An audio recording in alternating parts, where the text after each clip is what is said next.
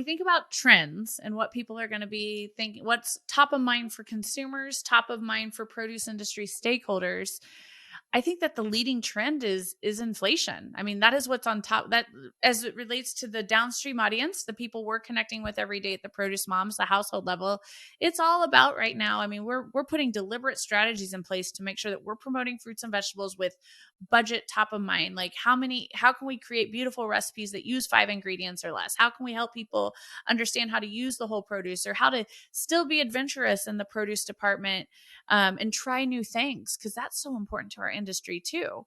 So how can we be more descriptive about, the new varieties that are out there, so that people can go in and not view the spend as such a risk, when they're in that moment of trying a new product item from the produce department.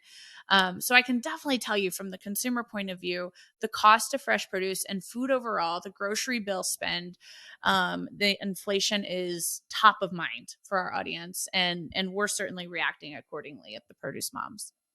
Absolutely. I mean, I studied economics, and I usually take an economic approach to looking at things. And produce, to serve your family a nutritious and savory meal, not day in, day out, is becoming more and more difficult. But I think, the great thing about produce is we have people here that are committed to doing recipe creation, to having websites, to doing social media, and partnering with the retailers and food service providers to help, encouraging people to branch out. Because, and I'm sorry to always come back to profit, but the margins on chicken and wings and tenders and certainly things like that for providers can be greater than produce sometimes, and of course, or fried donuts or whatever. But we need people in North America and in the world to be eating fresh product, right? And thank God that there's a demand for that. But inflation is always a worry. I tend to be an optimist, and I think that it is starting to slow a little bit.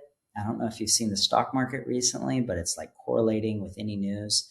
And, it's jumped and rallied significantly in the last week, due to inflation slowing news. And so I'm hopeful that can continue. Gas prices for going from Orlando, it's $3.25 there.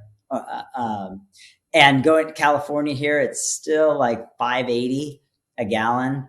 So that's one of the biggest other things that affects all our shippers, suppliers, and of course all our consumers.